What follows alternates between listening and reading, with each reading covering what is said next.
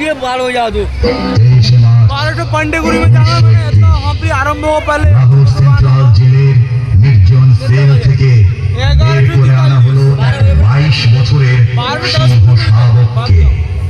দৃপ্ত পদক্ষেপে সিংহ এগিয়ে চলে লাহোর জেলের ফাঁসি কাঠের দিকে। তার দু হাতে ধরা আছে শান্ত, ধীর অথচ দৃঢ় পদক্ষেপ।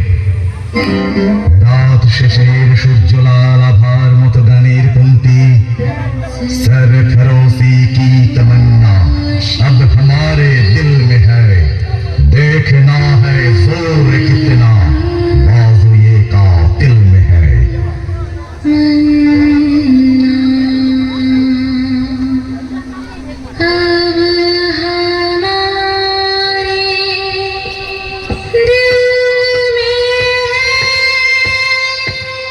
জেলের শান বাঁধানো রাস্তায় পুলিশের ভারী বুটের শব্দ। দৃপ্ত পদক্ষেপে এগিয়ে চলেছে সিংহ শাবক। তাকে ঘিরে অবিশ্বাসী চোখে হাঁটছে একদল শৃগাল, হায়না অথবা কুকুর। লক লক করছে তাদের জিভ, এক্ষুনি ঝাঁপিয়ে পড়বে, ছেড়ে খাবে অদম্য ইচ্ছের হৃৎপিণ্ড। খাবো তো 8 এপ্রিল 1929 হায়নামার্কা বড়লাট যখন জননিরাপত্তা বিষয়ক এবং শিল্প বিষয়ক বিল জোর করে জড়িয়ে দিলেন ভারতবাসীর গলায়। এই সিংহ শাবক বটুকেশ্বর দত্তের সঙ্গে প্রতিবাদে মুখর হয়ে একটার পর একটা বোমা ছুড়লেন কেন্দ্রীয় বিধান পরিষদে।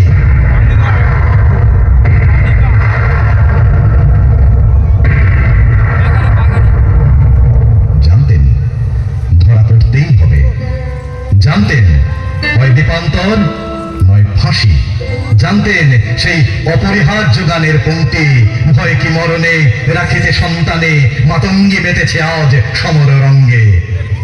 তবু পালাবার চেষ্টা না করে চিৎকার করে উঠলেন, বিপ্লব দীর্ঘজীবী হোক, সাম্রাজ্যবাদ মুক্তাবাদ, হিন্দুস্তান সোশ্যালিস্ট রিপাবলিকান আর্মি জিন্দাবাদ।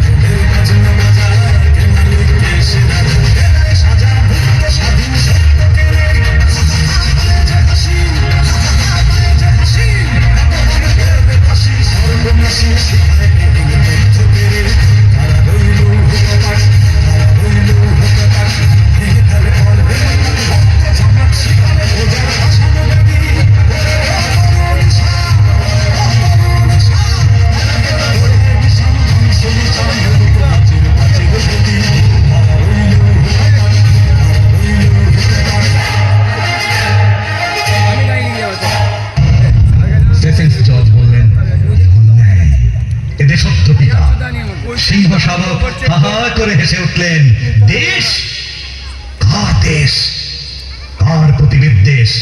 বিপ্লব আমাদের জন্মগত অধিকার, কে করবে হরণ তাকে? আছে এমন সাধ্যকার? শ্রমিক শ্রেণীর নিষ্ঠার উপর গড়ে উঠবে নতুন সমাজ।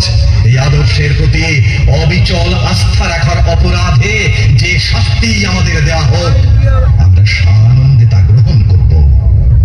আমাদের জীবন যৌবন দিয়ে সাজানো নৈবেদ্য বিপ্লবের এই মহান বেদিমূলে অর্পণ করেছি। প্রতীক্ষা করছি বিপ্লবের আগমনের জন্য। বিপ্লব দীর্ঘজীবী হোক। না না, এই অপরাধীর জন্য যাবজ্জীবন দ্বীপান্তর যথেষ্ট নয়। তাই স্যান্ডার্স হত্যা সংক্রান্ত মামলার ঘোষণা, হত্যা করো, হত্যা করো, পাঠিয়ে দাও শহীদ চন্দ্রশেখর আজাদের কাছে। আবার 23শে মার্চ 1931।